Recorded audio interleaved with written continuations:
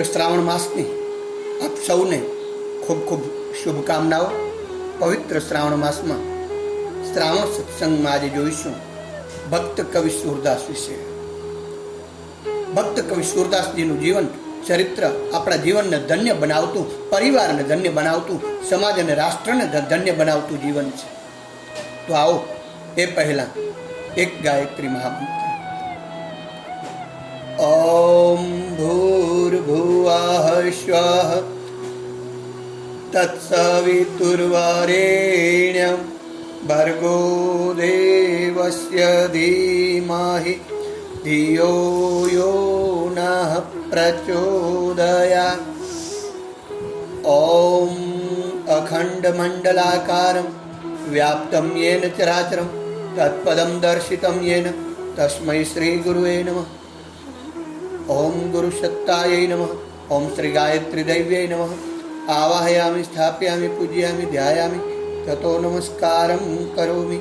ओम त्र्यंबकं यजामहे सुगंधिं पुष्टिवर्धनं उर्वारुकमिव बन्धनान् मृत्युर्मुक्षीयमामृतात्। ओम मृत्युंजय महादेव त्राहि मां शरणागतं जन्म मृत्यु जरा व्याधि पीडितं कर्म बंधने पीडितं कर्म बंधने। ओम त्र्यंबकेश्वर महादेवाय नमः। ओम श्री महाकालाय नमः। आवाहयामि, स्थापयामि, पूजयामि, ध्यायामि, ततो नमस्कारं करोमि। भक्त कवि सूरदास में आज आपणे जोईए मथुरा थी आगरा तरफ जता रस्ता में रूनपुता नामनु एक गाम आवे छे। जूना काल में आ गामने रेणुकाश्रम कहता हशे। अहीं आव्या पछी जमदग्निना आत्मबलिदाननी जग्या देखाय छे। जमदग्नि, परशुराम અને રેણુકાના જીવન ચરિત્રો આ સ્થળે વાંચવા મળે છે। આ સ્થળે આ મહાન ચરિત્રોને નજર સામે લાવતા દિલ ભરાઈ આવે છે। જ્યાં સુધી આવા મહાન જીવંત ચરિત્રો આ સંસ્કૃતિની રક્ષા કરતા બેઠા છે ત્યાં સુધી ભારતીય સંસ્કૃતિનો વાળ વાંકો કરવાની કોઈની હિંમત નથી। આ લોકો છેલ્લા શ્વાસ સુધી પ્રભુ કાર્યને નિષ્ઠાથી વળગી રહ્યા છે। પ્રભુ કાર્ય માટે બલિદાનની વેદી સળગાવી સત્તા અને સંપત્તિના કેફમાં ઉન્મત્ત થયેલા ક્ષત્રિયોને ડામી સંસ્કૃતિની ભવ્ય પરંપરાને જ્વલંત રાખી છે, જીવંત રાખી છે। સહસ્ત્રાર્જુન કાર્તવીર્યે જમદગ્નિને મારી નાખ્યો હતો। જમદગ્નિનું એ મૃત્યુ ન રહેતા સંસ્કૃતિના રક્ષણ માટેનું આત્મસમર્પણ બન્યું છે। सांस्कृतिक कार्य करनारा हमेशा निर्भय होय छे। तेओ कोईना गुलाम नहीं होता, कोईना ताल पर नाचता नहीं, श्रीमंतोनी अने सत्ताधीशोनी भाटाई करता नहीं। तेओ स्वतंत्र मिजाजना अने भगवत भक्तिनी मस्तीमां ज सदा प्रभु कार्य करता रही अने पोतानुं जीवन व्यतीत करे छे। तेमनुं मस्तक फक्त बे ज ठेकाणे नमे छे, संतोना चरणे अने कां तो प्रभुना चरणे।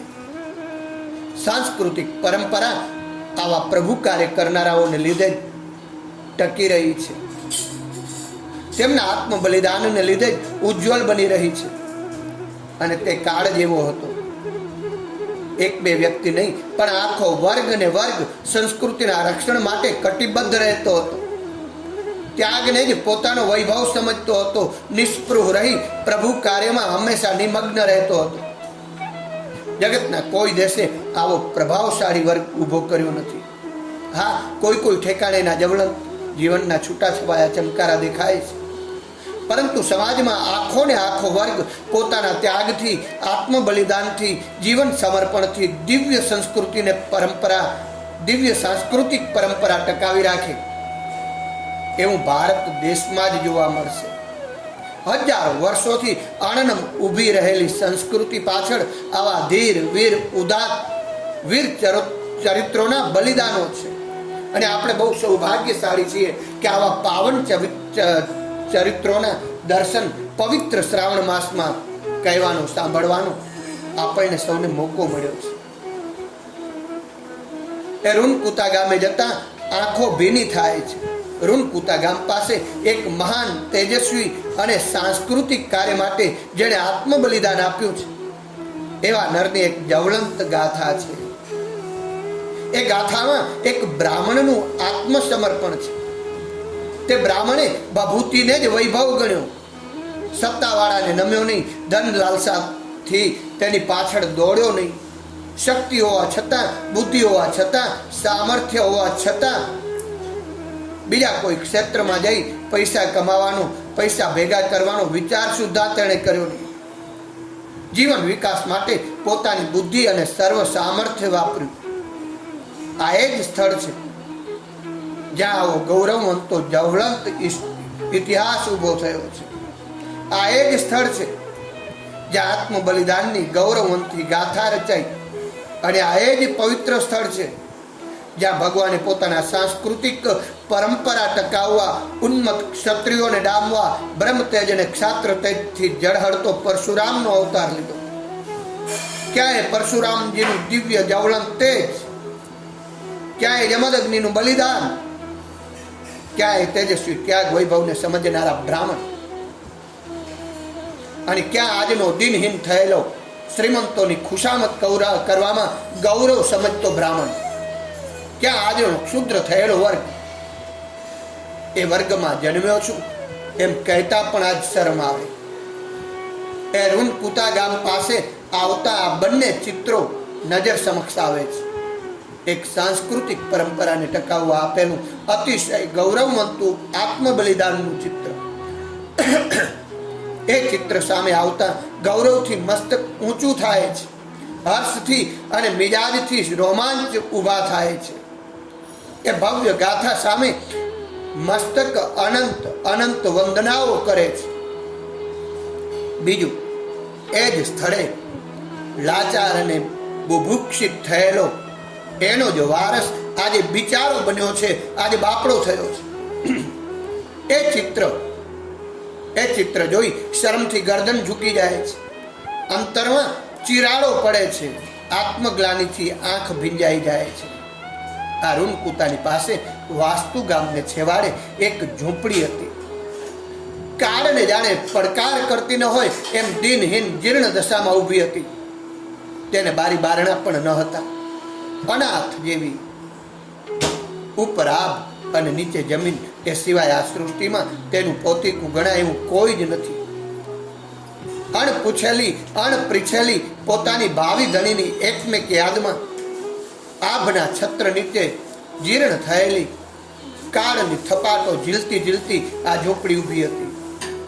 એક કાળે ત્યાંથી યમુનાજીનો પ્રવાહ વહેતો હોવો જોઈએ. આજે તે પ્રવાહે પણ વેણ બદલ્યું છે. તે પ્રવાહ ફરી ગયો છે અને સાથે સાથે ઝૂંપડાનું સૌંદર્ય પણ ફરી ગયું છે. કેટલાક સ્થળો એવા હોય છે કે જ્યાં સૃષ્ટિ સૌંદર્યથી શોભે છે, અને કેટલાક સ્થળો જગન્નાથ પંડિતજી કહે છે તેમ અપિ પ્રાજ્યમ રાજ્યમ તૃણમિવ પરિત્યજ્ય સહસા વિલોલ દ્વાનિરમ તવ જનની તિરમ શ્રીવતામ. ભાવ સૌંદર્યથી અપ આપતા હોય છે. ગોકુળ વૃંદાવનમાં સૃષ્ટિ સૌંદર્ય નથી, પરંતુ તે સ્થળ ભાવ સૌંદર્યથી ભરેલું છે. તેના કણકણમાં કૃષ્ણસ્તુ ભગવાન સ્વયં કૃષ્ણએ ભૂમિમાં નાચ્યા છે. જગદીશના પગ તળે તેની માટી ખૂંદાઈ છે. સ્વયં જગદીશે ત્યાં લીલા કરી છે. તે માટીના કણે કણ પવિત્ર છે. જે ધન્ય પુરુષો આ જગતમાં આવ્યા, જેમના આગમનથી આ સૃષ્ટિ પવિત્ર થઈ અને પૃથ્વી ગંધવતી બની, એમના જીવન સુવાસથી કેટલાક સ્થળો સૃષ્ટિ સૌંદર્ય ન હોવા છતાં પણ ભાવ સૌંદર્યથી શોભી ઉઠ્યા. એવા સ્થળનું દર્શન કરતા આજ દિલ ભરાઈ આવે છે. વાસ્તુ ગામમાં પણ આવું જ ભાવ સૌંદર્ય હતું. તે જીર્ણ ઝૂંપડીનું રક્ષણ કરનાર કોઈ કાળે તેનો કોઈ ધણી હતો. જન્મથી જ તે આંધળો હતો. તેનું નામ સુરદાસ હતું. ઇતિહાસકારો એના અંધત્વ માટે અલગ અલગ ચર્ચાઓ કરે છે. કોઈ કહે છે કે તે જન્મથી જ આંધળા હતા, અને કોઈ કહે છે કે ત્રીજા વર્ષે અકસ્માતથી જ તેઓ અંધ થયા.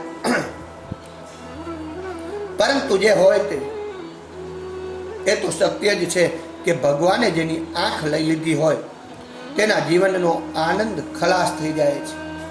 પગ ન હોય તો પણ પગ ના હોય તો પણ હજુ સૃષ્ટિ સૌંદર્ય જોઈ માણસ જીવન વ્યતીત કરી શકે, પરંતુ આંખ સામે જ અંધારું હોય તો આ જન્મારો કેમ વ્યતીત થાય? સૂર્ય ઉગે છતાંય દેખાય નહીં, યમુનાજીના ખડખડ વહેતા નીરનો અવાજ સંભળાય પણ તે કાળા છે કે ગોરા એનું દર્શન થાય નહીં. ભગવાને સૂરદાસના અંતઃચક્ષુઓ ખોલવા હશે, તેથી જ તે વખતે તેણે તેના બહિર્ચક્ષુ કદાચ લઈ લીધા હશે.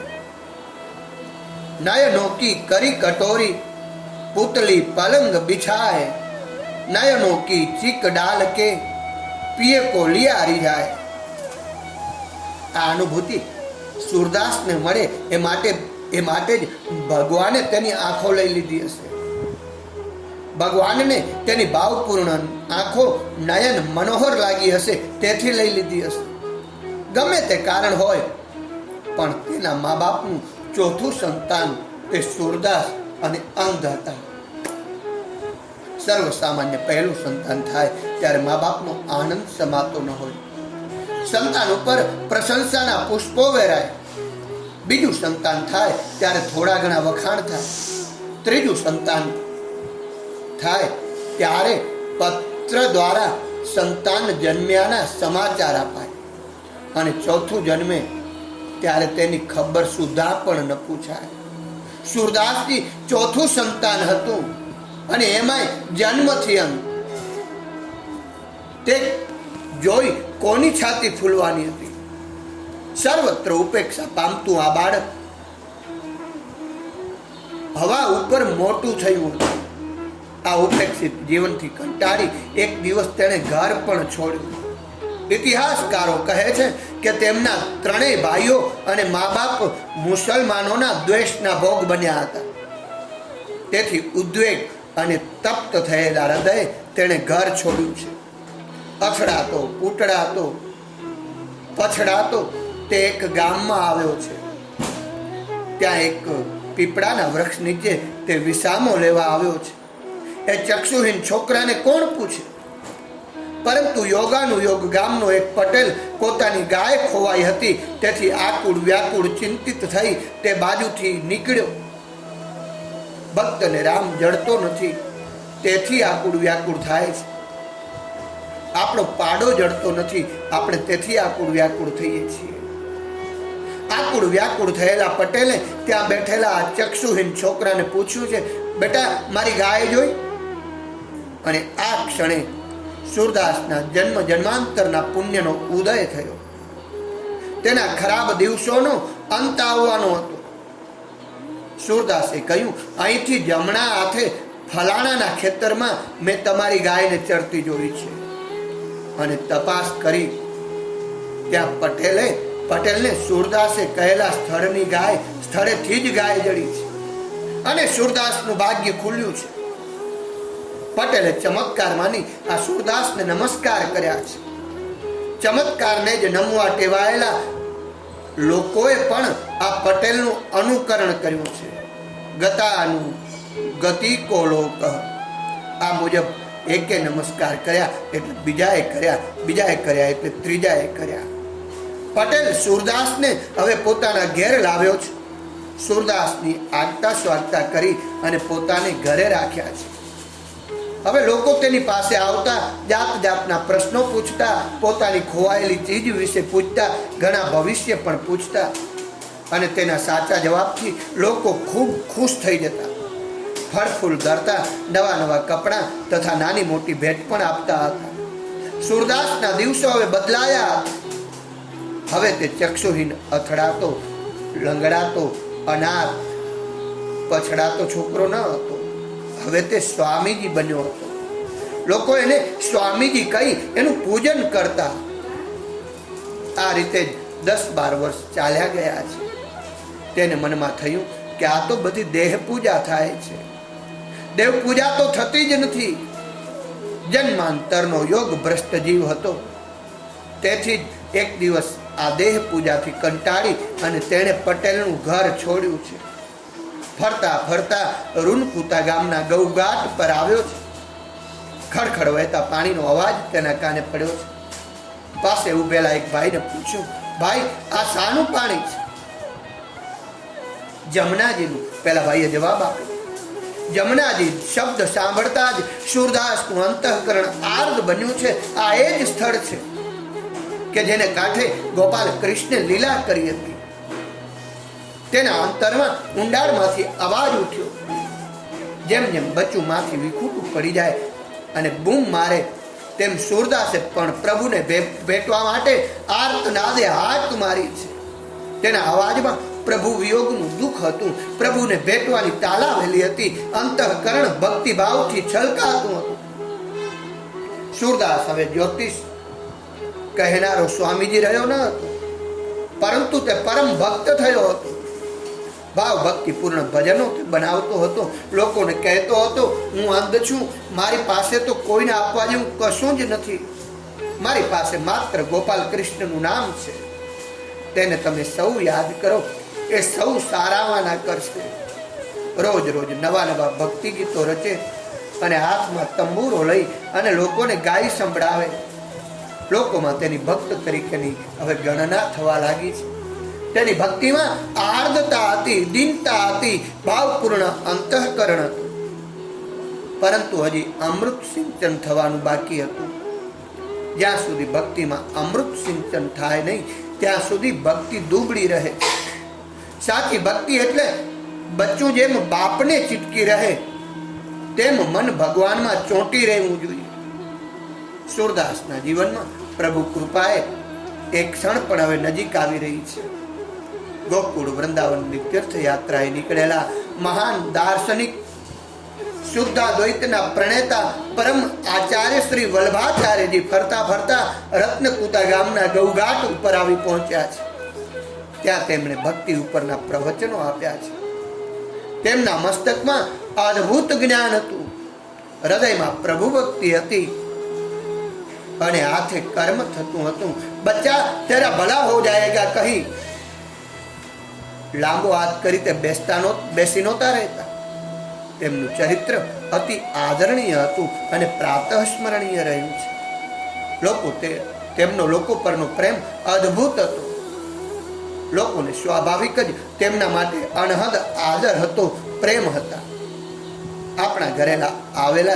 આપણા ઘેર આવેલું ઋતુનું પહેલું ફળ શ્રી મહાપ્રભુ વલ્લભાચાર્યજીના ચરણે ધરીએ અને પછી આપણે ખાઈએ એવી એમને માટે લોકોમાં ખૂબ ભાવના રહે અને એ પણ નૈસર્ગિક જ હતું.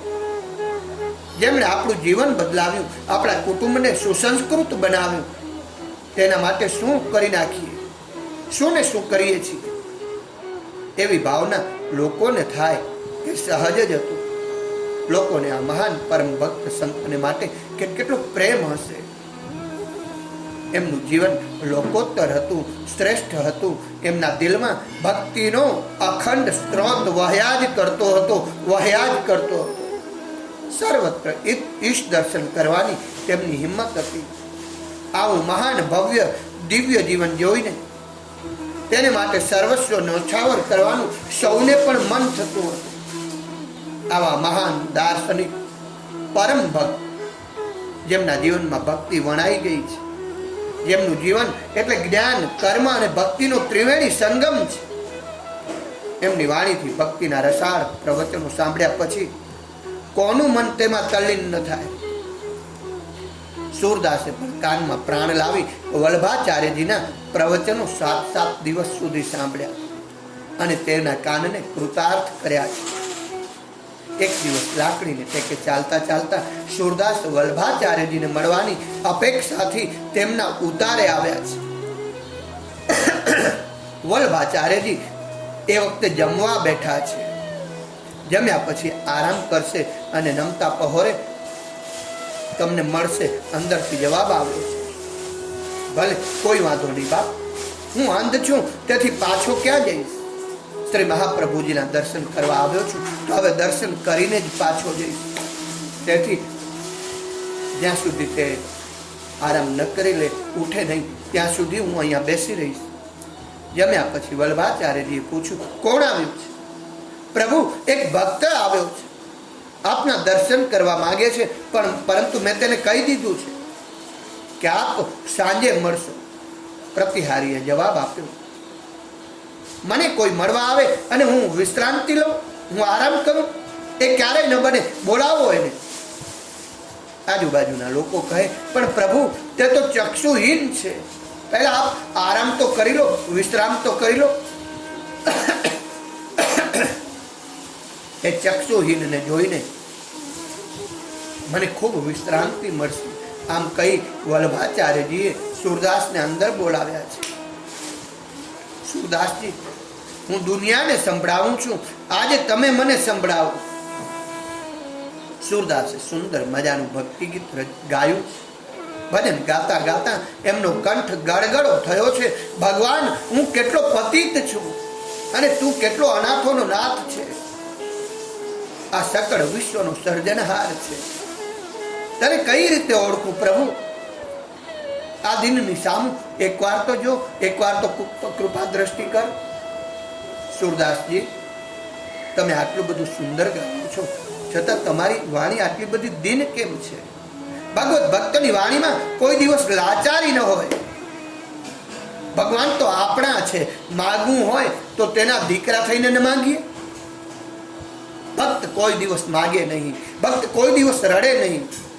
ભાવનાથી તે ગડગડો જરૂર થાય, પણ કોઈ દિવસ દીન ન બને, હીન ન બને. પ્રભુ, શું કરું? હું જન્મથી જ અંધ છું. મેં કોઈ વિચારો વાંચ્યા નથી, ખાસ કંઈ ભણ્યો નથી. આખા જન્મારામાં તમારા જેવા કોઈ સંતનો સંગ મળ્યો નથી.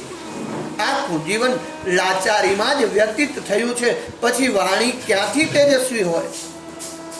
મારા જીવનમાં દીનતા સિવાય બીજું હોય પણ શું? પ્રભુ, વાંધો ન હોય તો તમે મને તમારો શિષ્ય બનાવો. મારી વાણીની દીનતાને કાઢી એક શૂરવીરની ભક્તિ મને આપો. શ્રી વલ્લભાચાર્યજીએ સૂરદાસજીને અષ્ટાક્ષરી મહામંત્ર આપ્યો છે, તેનો જપ કરવા કહ્યું છે અને પોતાના સ્વમુખે ભાગવતનો 10મો સ્કંદ સૂરદાસજીને કહી સંભળાવ્યો છે. 10મ સ્કંદ કહેતા વલ્લભાચાર્યજી રંગમાં આવી જતા, પ્રભુ પ્રેમમાં તલ્લીન બની જતા. તેમના સ્વમુખે સૂરદાસે 10મો સ્કંદ સાંભળ્યો છે.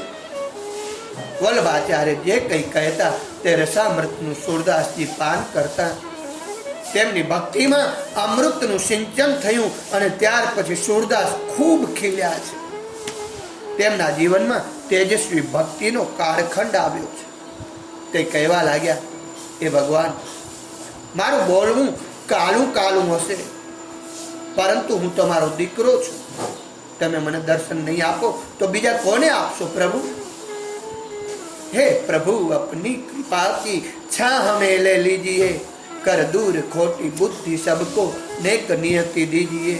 हम आपके होकर रहे, शुभ प्रेरणा ले आपसे. दुख बांट ले सुख ले बंटा, सुख बांट ले दुख ले बंटा. प्रभु भाव यह भर दीजिए. हे प्रभु, अपनी कृपा की छां हमें ले लीजिए. हे प्रभु, अपनी कृपा की छां हमें ले लीजिए. करते रहे नित पुण्य हम, बचते रहे हर पाप से. उजला चारित्र बना हमें, उज्जवल भविष्य दे दीजिए. हे प्रभु, अपनी कृपा की छां हमें ले लीजिए. हे प्रभु, अपनी कृपा की छां हमें ले लीजिए. તે કહેવા લાગ્યા છે, ભગવાન, મારું બોલવું કાલું કાલું હશે, પરંતુ હું તમારો દીકરો છું. તમે મને દર્શન નહીં આપો તો બીજા કોને આપશો? સૂરદાસની આ ભક્તિમાં, તેમના ગીતોમાં વાણીનો વિલાસ ન હતો, સૂર અને આલાપ ન હતો, પરંતુ તેના અંતરનો ભાવ હતો, દિલનો વડોપાત હતો, ભગવાનને મળવાનો તલસાટ હતો. તેમના ભજનના તાલ ઉપર ભગવાન શ્રીનાથજી નાચતા હતા. નામદેવ કીર્તન કરી, પુડે દેવ નાચે પાંડુરંગ. નામદેવ કીર્તન કરતા ત્યારે પાંડુરંગ ભગવાનની જેમ નાચતા હતા. તેમ સૂરદાસના ભક્તિ ગીતો ઉપર શ્રીનાથજી સ્વયં નાચતા હતા. શ્રીનાથજીને મનોમન આંખ સામે લાવતા અને પછી પોતાના ભજનનો પ્રારંભ કરતા. વલ્લભાચાર્યજીના નિજધામ ગયા પછી શ્રી વિઠ્ઠલનાથજીએ આચાર ધર્મને રૂપરંગ આપ્યા છે. ભગવાનની 8 પ્રહર ભક્તિ થઈ શકે તે માટે અષ્ટભક્ત કવિઓ નિયુક્ત કરવાના હતા. 7 કવિઓ તો મળ્યા, પણ 8મો કવિ ક્યાંથી લાવવો? આની ખૂબ જ વિઠ્ઠલનાથજીને મૂંઝવણ હતી. લોકોએ કહ્યું, તમે સૂરદાસને બોલાવો. જ્યાં સુધી ભગવાન તેમના ભજનો નહીં સાંભળે ને ત્યાં સુધી ભગવાનના કાન ઠંડા નહીં થાય. વિઠ્ઠલનાથજીએ સૂરદાસજીને વિનંતી કરી, 8મું કીર્તન સૂરદાસજી આપ કરશો? સૂરદાસ કહે, ગુરુવત ગુરુપુત્રેશુ. આપ સંકોચ શા માટે રાખો છો? તમે કહો છો તે મારે મને આજ્ઞા છે. સૂરદાસ જ્યારે ભજન ગાતા ત્યારે તે પ્રહરમાં શ્રીનાથજી ડોલતા હતા, સ્વયં નાચતા હતા. જન્મ જન્માંતરનો પુરુષાર્થ કરી આવેલા આ મહાન જીવે સ્વયં ભગવાનને પોતાની ભક્તિથી ડોળાવ્યા છે, નચાવ્યા છે. તેમની ભક્તિ વિશુદ્ધ થઈ હતી. તેમની ભક્તિમાં અમૃત સિંચન થયું હતું. સૂરદાસની હવે તબિયત લથડી, કીર્તનમાં આવી ન શક્યા. વિઠ્ઠલનાથજી પોતે સ્વયં ઉઠી અને સૂરદાસની ખબર કાઢવા તેમની ઝૂંપડીમાં ગયા છે.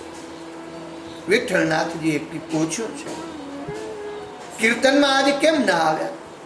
શું કરું નાથ? હવે પુષ્ટિ માર્ગની મર્યાદા બહાર હું જવા નીકળ્યો છું. જીવનનો છેડો નજીક આવતો જણાય છે. આંખ સામે રાધા કૃષ્ણની મૂર્તિ દેખાય છે. ભગવાનનું તેડું નજર સામે આવતું જણાય છે.